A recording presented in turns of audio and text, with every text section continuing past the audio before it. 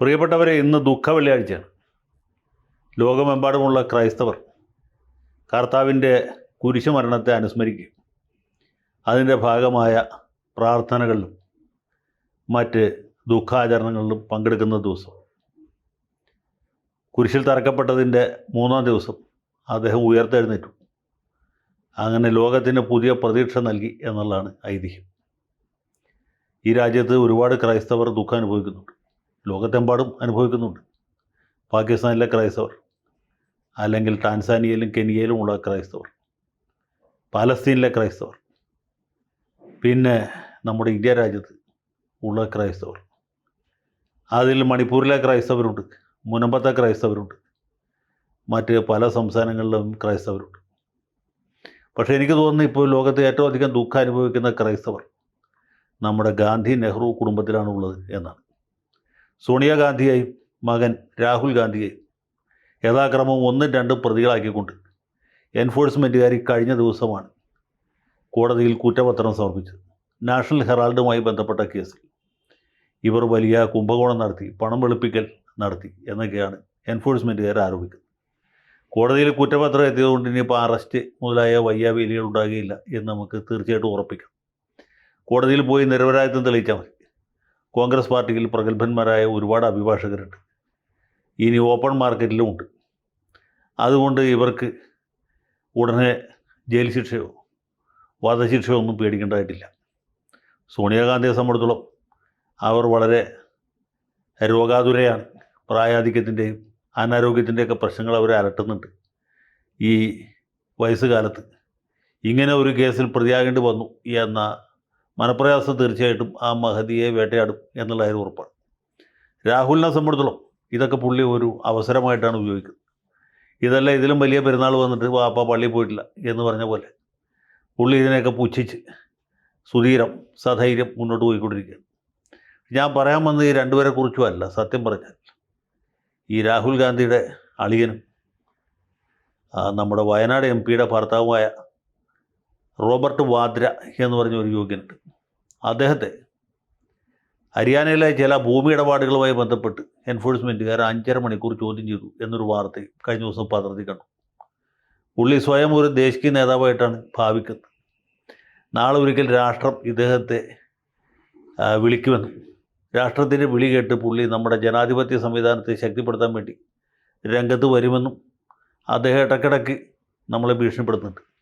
മൻമോഹൻ സിംഗിൻ്റെ സമയത്ത് പുള്ളി ഇത് പറഞ്ഞിരുന്നു. പ്രത്യേകിച്ച് 2009 തെരഞ്ഞെടുപ്പിൽ UPA രണ്ടാമതും അധികാരത്തിൽ വന്ന സമയത്ത് പുള്ളി പറഞ്ഞു, ഇപ്പോൾ രാഹുൽ ഗാന്ധി രംഗത്ത് വന്നിരിക്കുന്നു, ഇനി വരാൻ പോകുന്നത് ഞാനായിരിക്കും എന്ന്. പക്ഷേ കോൺഗ്രസ്സുകാരടക്കം ആരും അത് ഗൗനിച്ചില്ല. അവർ പ്രിയങ്ക ഗാന്ധി വരണം എന്ന് വാശി പിടിക്കുകയും ശടിക്കുകയും ഏറ്റവും ഒടുവിൽ ഇക്കഴിഞ്ഞ തെരഞ്ഞെടുപ്പിൽ പ്രിയങ്കാജി തന്നെ രംഗത്ത് വരികയും ചെയ്തു. ഇപ്പോൾ പ്രിയങ്കാജി വന്ന സ്ഥിതിക്ക് ഇനി വാദ്രാജി അധികം അകലെയാകുകയില്ല എന്ന് നമുക്കറിയാം. അങ്ങനെയാണ് അതിൻ്റെ ഒരു സംവിധാനം.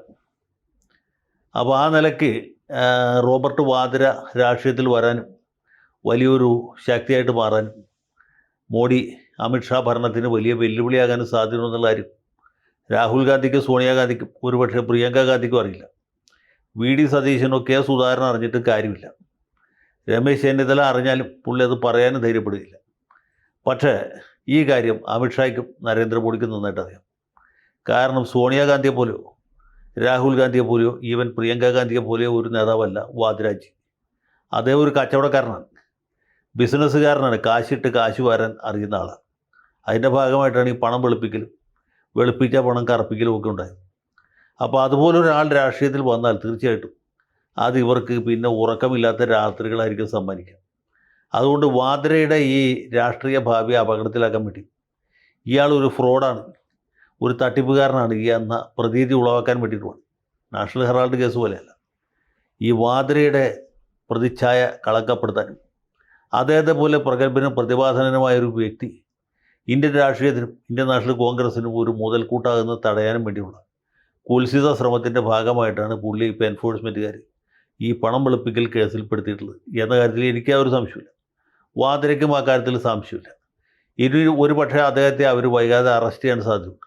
ഏതുപോലെയെന്ന് വെച്ചാൽ ചിദംബരത്തെ അറസ്റ്റ് ചെയ്ത പോലെ ചിദംബരത്തിൻ്റെ മതിൽ ചാടി ചെന്നിട്ടാണ് CBIക്കാർ അദ്ദേഹത്തെ അറസ്റ്റ് ചെയ്തത്. ഒന്ന് ആലോചിച്ചു. ഇന്ത്യ രാജ്യത്ത് ഏറ്റവും സമ്പന്നമായ കുടുംബങ്ങളിലൊന്നാണ് ഇദ്ദേഹത്തിൻ്റെ ചെട്ടിയാർ കുടുംബം. അദ്ദേഹത്തിൻ്റെ വിദ്യാഭ്യാസം ഹാർവാർഡ് യൂണിവേഴ്സിറ്റിയിലായിരുന്നു. സുപ്രീം കോടതിയിലെ മുൻനിര അഭിഭാഷകനാണ്. 10 കൊല്ലം പ്രധാനപ്പെട്ട വകുപ്പുകൾ ഭരിച്ച ആളാണ്. ആദ്യം ധനകാര്യമന്ത്രിയായിരുന്നു, പിന്നെ ആഭ്യന്തരമന്ത്രിയായിരുന്നു. അദ്ദേഹത്തിൻ്റെ പിതാവ് സുപ്രീം കോടതി ജഡ്ജിയായിരുന്നു.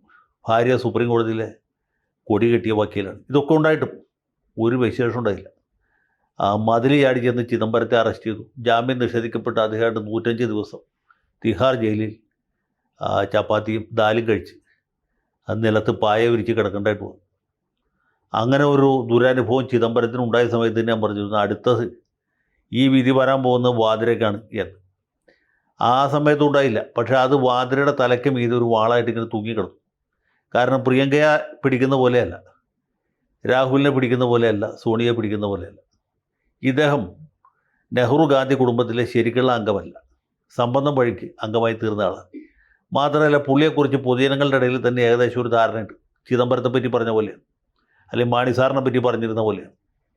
അപ്പോൾ വാദ്രയെ കൊടുക്കുകയാണെങ്കിൽ, അദ്ദേഹത്തെ അറസ്റ്റ് ചെയ്യുകയാണെങ്കിൽ, അദ്ദേഹത്തെ ജയിലിലിടുകയാണെങ്കിൽ, അദ്ദേഹത്തിന് വേണ്ടി കരയാൻ ആരും തന്നെ ഉണ്ടാകുകയില്ല.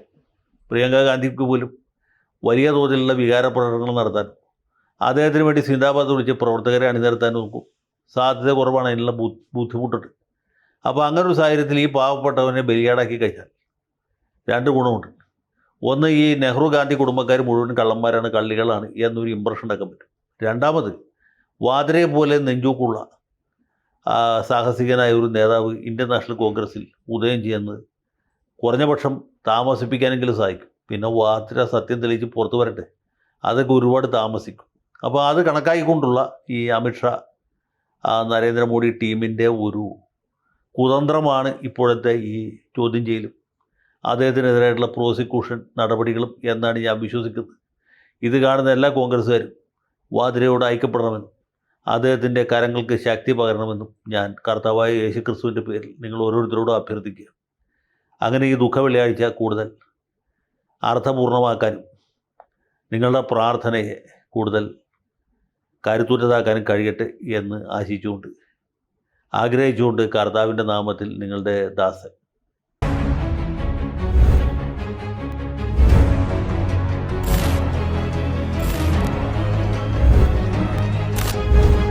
കൂടുതൽ വാർത്തകളും വിശേഷങ്ങളും നിങ്ങളിലേക്ക് എത്താൻ ABC മലയാളം സബ്സ്ക്രൈബ് ചെയ്യുക, ബെൽബട്ടനും അമർത്തുക.